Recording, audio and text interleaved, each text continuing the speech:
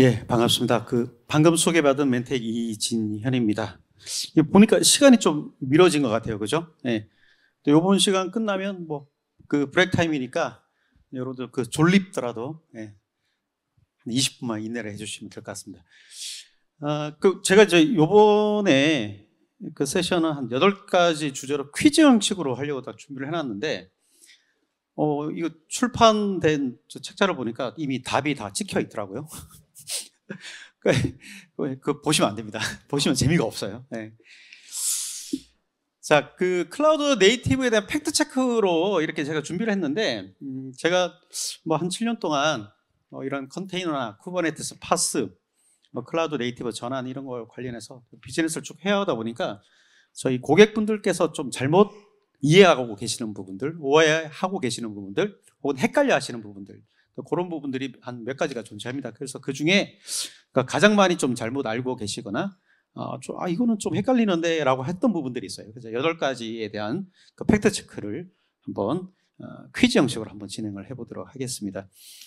선도 기업들이 클라우드 네이티브를 많이 이제 도입을 하기 시작을 했습니다. 일단 북미 같은 경우는 거의 60% 이상이 다 클라우드 네이티브로 전환이 됐고, 우리나라는 아직 10%가 안 됩니다. 안 되는데, 다행인 거는 이제 올해부터 공공기관들 같은 경우, 공기업 같은 경우, 신규 프로젝트나 개선하는 프로젝트는 무조건 이제 클라우드 네이티브로 해야 된다라고 선언을 했죠. 예. 그래서 시장이 좀 굉장히 많이 확대될 것으로 좀 보여지고, 제가 이제 다녀봐도 일반 제조업 혹은 금융기관들도 이제 신규 프로젝트들은 다 클라우드 네이티브 기반으로 다 전환하는 것으로 이렇게 다 프로젝트를 잡고 있더라고요. 그럼 왜 이제 이렇게 클라우드 네이티브가 이렇게 쉬운 건 아닌데 다 가려고 이렇게 준비를 하고 있을까요? 그래서 가장 큰 거는 이제 의존성에서부터 이제 빨리 탈피하고 싶은 거가 있고요. 자, 이를 통해서 이제 개발자 생산성을 이제 높이고 싶은 이런 이제 욕구에 의해서 이제 클라우드 네이티브를 많이 전합니다. 그 외에 부수적으로 이렇게 되니까 멀티 하이브리드 클라우드에 대한 전략을 펼치기가 너무 좋더라. 그리고 애플리케이션에 대한 라이프 사이클에 대한 자동화, CI/CD 파이프라인을 만들어서 빌드, 배포하는 과정들, 그다음에 서비스를 장애 처리하고 확정하는 이 모든 과정들을 다 자동화할 수 있는 이런 여건들을 마련할 수 있더라라는 것들이 이제 많이 발견이 됐습니다. 그래서 이러한 요인들로 인해서 클라우드 네이티브로 많이 전환을 하려고 하고 있습니다. 자, 그럼 여기 이 개념은 어디서 출발했냐면요, 개발자들로부터 출발을 했습니다. 그래서 개발자들이 뭔가 개발을 합니다. 그렇죠? 개발을 하고 얘를 이제 플랫폼 위에 탑재를 하죠. 그래서 초기에는 개발자들이 뭔가 개발을 할 때 내 애플리케이션은 이렇게 저렇게 빨간색으로 된 요 플랫폼 위에 올라갈 거라고 다 이제 개발을, 호환성을 다 맞춰가면서 상상을 하면서 개발을 했는데, 나는 이제 네모에 이렇게 볼록하게 이렇게 개발을 했는데 나중에 플랫폼 갖다 준 거 보니까 세모인 거예요. 오목한 세모. 자, 그럼 개발자 어떻게 됩니까? 세모로 깎아야죠. 그죠? 재개발을 하거나 아니면 수정을 해줘야 됩니다. 그래서 기껏 이게 깎아가지고 이제 아구를 맞춰놨더니만 플랫폼이 또 바뀌어요. OS를 업그레이드 해야 된다거나 이제 퍼블릭 클라우드로 이전을 해야 된다고 이렇게 누군가 이제 위에서 얘기를 하는 거죠. 가니까 퍼블릭 클라우드 사업자가 또 그네들만의 또 OS를 제공해 줍니다. 그러면 또 앱을 자꾸 수정을 해야 됩니다. 그래서 이 애플리케이션을 수정을 해야 되는 일들이 너무 많은 거예요. 플랫폼의 변화에 의해서. 그래서 새로운 솔루션, 좀 혁신적인 거 개발하고 싶은데 기존에 내가 개발한 거에 대한 유지 관리하기에도 인력들이 너무 많이 이제 소모가 되는 이런 이제 현상들이 발생하는 거죠. 그래서 흔한 말로 이제 개발자들이 현타가 오는 거죠. 내가 이 일을 하려고 왔나 여기에. 자, 그래서 이 개발자들이 이 서로 다른 환경에서 내 애플리케이션을 수정 안 하고 구동할 수 있는 방법이 뭐가 있을까? 그런 아키텍처로 애플리케이션이 설계되고 개발됐으면 좋겠는데 라고 이제 여기서부터 시작이 되는 겁니다. 그래서 이 클라우드 네이티브는 뭐냐면요, 이 클라우드의 특징이 있잖아요. 변화가 무성합니다. 변화무성. 굉장히 변화무성하죠. 그래서 어떤 변화가 올지를 모르는데 내 애플리케이션은 자꾸 변할 때마다 수정하기가 이제 더 이상 지친 거예요. 개발자도 없고 모자라고 개발자들은 더 이상 그런 일을 안 하려고 그러고. 자, 그래서 이 클라우드 네이티브라는 건 뭐냐면 변화되는 클라우드 상에서 이 애플리케이션을 어떤 식으로 최적화해서, 즉 한번 개발하고 나면 기능 개선을 위한 거가 아닌 이 플랫폼에 맞추기 위한 그런 비생산적인 개발은 더 이상 하지 않았으면 좋겠다. 그렇게 하기 위해서 어떻게 애플리케이션을 설계를 할 거냐라는 관점이 바로 클라우드 네이티브입니다. 그래서 주로 우리가 클라우드 컴퓨팅은 IaaS에 주로 많이 초점이 맞춰져 있다면 클라우드 네이티브는 이 애플리케이션에 관한 얘기라고 이제 보시면 되겠습니다. 자, 그래서 이 클라우드 네이티브를 하기 위해서는 마이크로 서비스 아키텍처로 바꿔야 된다. 그리고 얘를 컨테이너라, 기존에 이제 가상 머신이나 물리 머신이 아닌 그런 어떤 호환성 유지를 위해서 더 이상 한번 개발된 거를 매일마다 깎아야 되는, 플랫폼에 맞춰서 깎아야 되는 그런 행위를 하지 않기 위해서는 컨테이너라는 것에서 그릇에 담아서 얘를 빌드 배포하는 모든 과정을 자동화해서 관리를 하겠다는 이런 사상이 바로 클라우드 네이티브를 이루는 3대 요소입니다. 자, 그러면 지금부터 책을 덮으시고 책을 덮으시고 퀴즈 한번 진행해 보도록 하겠습니다. 8가지입니다. 자, K8s는 더 이상 도커를 지원하지 않는다. 여러분 어떻게 생각하시나요? 쿠버네티스가 더 이상 도커를 지원하지 않습니다. 재작년부터 이게 이슈가 터졌죠. O일까요? X일까요? O인가요? 세모. 자, 왜 세모냐? 쿠버네티스가 1.20대 버전부터 더 이상 이제 도커를 지원하지 않는다고 선언을 했습니다. 난리가 났죠. 야, 우리 이거 다 도커인데 어떻게 해야 되나? 자, 요게 컨테이너 이미지가 있고 컨테이너 런타임이 있어요. 2가지가 있습니다. 이미지를 지원합니다. 도커 이미지 그대로 사용할 수 있어요. 런타임을 더 이상 도커를 사용하지 않습니다. 그게 지금 다를 뿐입니다. 그래서 이 런타임은 이제 컨테이너드나 혹은 CRIO 이쪽으로 많이 전환이 됐죠. 그래서 런타임으로서 더 이상 이제 도커를 지원하지 않겠다라고 이제 쿠버네티스가 재작년에 선언을 했습니다. 그래서 도커를 지원하지 않는다는 의미는 정확하게 말씀드리면 컨테이너 런타임으로서 도커를 지원하지 않는다는 거고요. 도커 이미지는 그대로 사용을 할 수가 있습니다. 전 세계에서 가장 이 컨테이너 이미지가 가장 많은 게 도커 허브에 올라가 있어요. 그래서 그걸 무시를 할 수가 없거든요.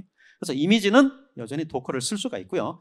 대신에 런타임으로서는 도커 런타임은 더 이상 지원하지 않는다. 이게 이제 정답입니다. 자, 그리고 2번째, 도커는 더 이상 무료가 아니다. 어떻게 생각하시나요? 요게 한 3년, 4년 된 것 같은데 도커는 이제 더 이상 무료가 아니고 유료로 사야 된다라고 도커 선언을 했죠. 자, 요거는 또 세모입니다. 도커가 에디션이 2개예요. 도커 커뮤니티 에디션이 있고 엔터프라이즈 에디션이 있고, 이 소문의 그 원천이 뭐였냐면요, 도커가 이제 이렇게 커뮤니티 에디션을 내놓고 나서 여러분들 도커를 굉장히 많이 썼는데 국내 도커 코리아가 없죠. 그죠? 도커 코리아 못 들어봤죠. 지사 없죠. 왜 없냐? 돈을 못 버니까.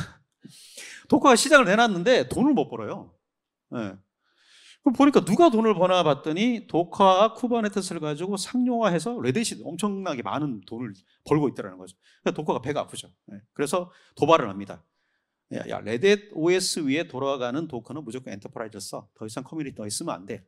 대신에 센트OS나 뭐 이런 커뮤니티 OS는 괜찮아 라고 도발을 하게 됩니다. 도발을 하게 되니까 레딧이 뭘 했느냐, 본인들도 런타임을 개발을 해버립니다. 그게 CRIO예요. 그래서 더 이상 도커를 안 쓰는 걸로.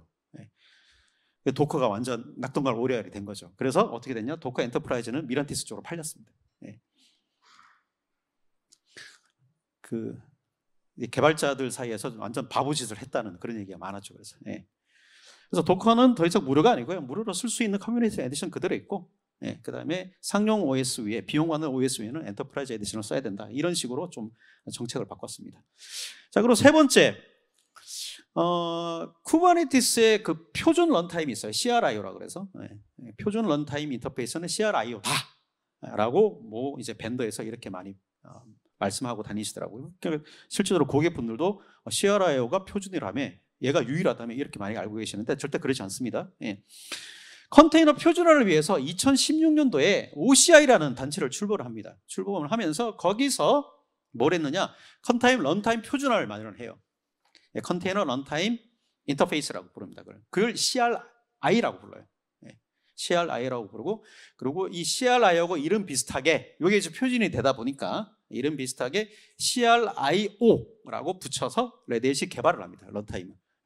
그래서 CRIO는요, 런타임의 표준의 하나입니다. 하나일 뿐이고, CRIO만 런타임이라는 것은 잘못된 얘기입니다. 그래서 이 컨테이너 표준은 주로 이제 컨테이너드, 이제 가장 많이 쓰는 게 컨테이너드고요. 그 다음에 뭐 카타, 그 다음에 로켓, 뭐 이런 것들도 존재를 합니다. 자, 그리고 네 번째, 작년에 이것 때문에 좀 난리가 났었습니다. 이게 우리가 오픈소스 라이센스를 보면 이제 GPL, 이게 가장 강력한 오픈소스잖아요. 그래서 GPL을 사용하면 거기에 파생된 것들은 다 무조건 공개를 해야 된다, 이렇게 되는데, AGPL이라고 있어요. 이 AGPL은 GPL보다 더욱더 강력한 어떤 공개에 대한 규정을 하고 있습니다. 예. 자, AGPL 라이센스로 되어 있는 오픈소스는 최종 고객에게, 그러니까 GPL은 최종 고객 의무가 없었거든요. 공개에 대한 의무가 없었는데, AGPL은 공개 의무가 있다 없다? 예, 이것도 공개 의무가 없는 거 아니냐라고 많이 생각하시는데 잘못됐습니다. 무조건 공개를 해야 될 수가 있습니다. 예. 자, 어떤 상황이냐면 이게 어디서 문제가 불거졌냐면, 우리가 이제 쿠버네티스 기반으로 파스 환경을 구축을 하잖아요. 예, 그러면 주로 모니터링은 프로메테우스 플러스 그라파나, 이게 공식이에요 거의. 예, 그리고 로깅은 어떻습니까? EFK 스택을 많이 쓰죠. 일라스틱 서치, 키바나, 플런트D, 뭐 이렇게 많이 씁니다. 자, 여기서 일라스틱 서치가 그라파나가 AGPL로 라이센스 규격을 바꿔버렸어요. 예. 자, 이 AGPL은 뭐냐면요, 네트워크로 연결돼서 들어오는 고객들한테 무조건 다 소스를 공개해야 된다는 아주 강력한 규정을 가지고 있습니다. 예. 그래서 외부의 클라우드 서비스라는 CSP들이 한번 난리가 났었어요. 예. 자, CSP들은 본인들이 서비스 프로바이더면서도 최종 고객이잖아요. 그래서 GPL 라이센스를 쓰면서 어떻게 보면 이제 뭐 오픈소치도 그렇고 그라파나도 그렇고 이런 이제 오픈소스의 벤더들이 좀 기여를 많이 해줄 거라고 믿었었는데, 뭐 예를 들어서 AWS 이런 데 보면 본인들의 뭐 어떤 오픈소스를 사용을 하고 있으면서도 기여를 안 해주고 본인들만 돈을 벌고 있는 거죠. 예. 자, 그래서 야, 이거 안 되겠다. 예. 그래서 네트워크로 들어와서 서비스를 제공하잖아요, CSP 사업자들이. 그래서 오픈서치나 오픈서치가 일라스틱 서치나 그라파나 쪽에서 그나마로 빡친 거죠. 네, 빡쳐가지고 다 공개해. 네. 외부 접속해서 들어오는 모든 고객들한테 너희 소스 다 공개해. 우리한테 기여 안 할 거면. 네. 그거 하기 싫으면 우리한테 라이센스 돈 주고 사. 네. 이러면서 AGPL 라이센스로 다 바꿔버렸습니다. 자, 그래서 이렇게 로깅, 모니터링 관련해서 그라파나 뭐 일라스틱 서치를 쓰는 고객들이 한번 난리가 난 적이 있었습니다. 예. 자, 그래서 AWS가 그러면 일라스틱한테 비용을 지불했을까요? 안 했습니다. 거기서 포크를 해서 오픈소치를 개발을 해버렸어요. 예. 자, 그리고 다섯 번째, 컨테이너는 이제 실제로 내부 OS가 없어요. 예, 내부 OS가 없고 OS의 어떤 디펜던시를 가지는 바이너리하고 라이브러리만 있습니다. 근데 OS가 있는 것처럼 보여요. 예. 그래서 예를 들어서 컨테이너 안에는 우분투 기반으로 되어 있고, 호스트 OS는 뭐 우분투 기반이 아닌 뭐 센터 OS나 아니면 로키 OS나 뭐 레드햇 OS다. 서로 상이한 거예요. 예. 자, 이 상이하면 될까요, 안 될까요? 될까요, 안 될까요? 예. 상이해도 됩니다. 이게 바로 우리가 컨테이너를 쓰는 이유예요. 예. 개발자들이 컨테이너에 대해서 환호하는 이유가 바로 이런 것 때문에. 아까 제가 말씀드렸죠. 클라우드 네이티브가 왜 이렇게 아키텍처가 각광을 받게 되었는지. 자꾸 플랫폼이 바뀌니까 이 OS에 존속되어 있는 이 프로그램을, 소프트웨어를 자꾸 수정을 해줘야 되잖아요. 그죠? 그래서 수정 안 할 수 있는 방법이 뭐가 있을까로 생각을 해보니까 컨테이너에 아예 담아버리는 거죠. 컨테이너는 담아버리고, 그리고 그 컨테이너는 다른 OS 상에서도 잘 구동되는 걸 우리가 목표를 했었습니다. 그래서 실제적으로 이런 이유 때문에 컨테이너를 주로 많이 사용을 하게 됩니다. 그래서 즉 뭐냐면, 내가 개발한 소프트웨어하고 호스트 OS하고 서로 상의하더라도, 그러니까 서로 종속 관계가 없는 거예요, 더 이상. 그래도 내 솔루션을 더 이상 수정 안 하고 굉장히 잘 돌아갈 수 있게끔 마법을 부려주는 게 바로 컨테이너거든요. 그래서 실제로 컨테이너 내부의 OS 바이너리와 라이브러리가 호스트 OS와 다를지라도 충분히 호환성을 유지하면서 잘 돌아갑니다. 자, 그래서 도커의 캐치프레이즈를 여러분들 한번 잘 생각을 해보세요. Build once, run anywhere. 한번 빌드하면 아무 때나 돈다는 거예요. 플랫폼이 바뀔 때마다 자꾸 빌드할 게 아니고, 너 한 번만 빌드해. 그 다음부터는 도는 거는 아무 문제 없어. 라는 이제 캐치프레이즈를 도커가 굉장히 잘 만들었죠. 자, 그럼 여섯 번째, 컨테이너는 베어메탈, VM, 클라우드 환경에 상관없이 잘 작동한다. 어떻게 생각하시나요? 물론 잘 작동하죠. 그죠? 이것 때문에 컨테이너 때문에 그래서 하이브리드 클라우드가 각광을 받게 되는 거예요. 자, 온프라미스는 뭐 예를 들어서 VM웨어, 저기 퍼블릭 클라우드는 AWS의 뭐 EC2로 운영된다. 얘는 VM 같으면 서로 마이그레이션 못 하잖아요. 그죠? 근데 컨테이너는 왔다 갔다 이게 다 가능합니다. 그래서 컨테이너를 구동할 수 있는 커널만 마련이 되어 있다면 컨테이너는 VM이든 물리머신이든 아니면 가상머신이든 서로 이동을 할 수가 있습니다. 인프라의 종류에 상관없이. 자, 7번째, 이제 거의 다 마지막으로 왔어요. 이 부분 가장 많이 오해를 하시더라고요. 그러니까 클라우드 네이티브의 3대 요소를 주로 이제 MSA, 그 다음에 컨테이너, 데브옵스 이렇게 얘기를 하잖아요. 자, 그러니까 이 고객들이 어떤 오해를 많이 하시냐면 기존 레가시 애플리케이션을 MSA로 전환을 해야지만, 쪼개야지만 컨테이너로 전환이 가능하다라고 생각을 많이 하시더라고요. 절대 그렇지 않습니다. 기존 레가시 애플리케이션 그대로 컨테이너 전환이 가능해요. 그래서 요즘 뭐 클라우드 네이티브 뭐 이렇게 한다 그러면 뭐 전부 다 뭐 MSA로 다 전환해야 되고 막 이런 식으로 나옵니다. 근데 우리가 컨테이너화를 하고 데브옵스를 구축하는 거는 기존 앱을 수정 안 하고도 금방 가능합니다, 사실. 근데 문제는 이제 MSA로 전환하는 거 자체는 거의 차세대에 맞먹는 상당히 거대한 작업이에요. 쉽지 않은 작업입니다. 이게 애플리케이션을 쪼개야 되거든요. 특히 데이터베이스를 쪼개야 되는데 현실적으로 봤었을 때 데이터베이스 쪼개는 그런 일련의 과정들이 쉽지가 않죠. 그래서 근데 MSA와 컨테이너화와 데브옵스를 한꺼번에 진행한다? 프로젝트 실패할 확률이 굉장히 높습니다. 그래서 일반적으로는 기존 레가시를 그대로 컨테이너로 전환하고 이를 데브옵스 체계로 구축이 가능해요. MSA로 안쪽에도 가능합니다. 그래서 일반적으로는 페이즈 1, 2로 나눠서 프로젝트를 진행하시는 것을 저희는 적극 권고를 드리고 그렇게 많이 합니다, 현재. 그래서 1차적으로는 컨테이너화하고 이 컨테이너 된 놈을 이제 데브옵스를 구축한 다음에 잘 운영되는 거 확인하고 그 다음에 2차 프로젝트로 MSA로 전환하는 이게 가장 좋습니다. 그래서 실제적으로 MSA 전환을 안 하더라도 컨테이너 전환은 가능하다는 거 여러분들 꼭 기억하시길 바라겠습니다. 자, 그리고 마지막입니다. 쿠버네티스는 파스다. 어떻게 생각하시나요? 쿠버네티스와 파스가 같나요? 이것도 X입니다. 가상화가 IaaS는 아니잖아요, 그죠? 가상화가 클라우드는 아니잖아요, 그죠? 가상화를 가지고 IaaS를 만드는 거지, 그죠? 마찬가지입니다.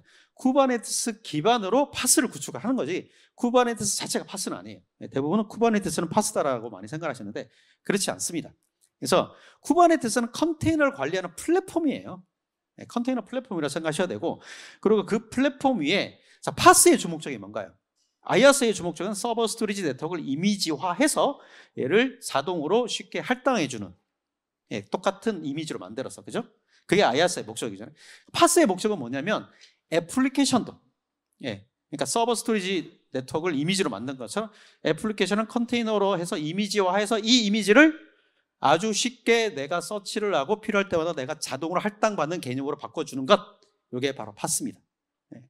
그래서 그러한 환경을까지 만들어줘야지만 그래야 바로 파스가 됩니다. 그래서 쿠버네티스 기반 위에 컨테이너 레파지토리, 그리고 모니터링할 수 있는 체계, 그다음에 로깅, 뭐 이런 것들, 그다음에 관리 포탈, 그리고 인증 인가 뭐 등등 여러 가지 서비스들이 붙어줘야지만 진정한 이제 파스 환경을 만들 수가 있습니다. 그래서 쿠버네티스 기반 위에 플러스 핵심적인 거는 CI/CD는 붙여줘야 되고요. 그다음에 이 서비스 카탈로그를 만들어서 애플리케이션들을 레파지토리에 넣어서 내가 앱스토어에서 앱을 쇼핑하듯이 그렇게 애플리케이션을 선택할 수 있는 그런 체계까지 만들어줘야지만 이제 진정한 파스라고 할 수가 있습니다. 자, 지금까지 8가지 팩트 체크에 대해서 제가 한번 여러분들과 나눠봤습니다. 뭐 혹시 더 궁금한 사항이 있으시면 이따 쉬실 때 저희 부스로 오시면 저희가 친절히 상담을 해드리도록 하겠습니다. 감사합니다.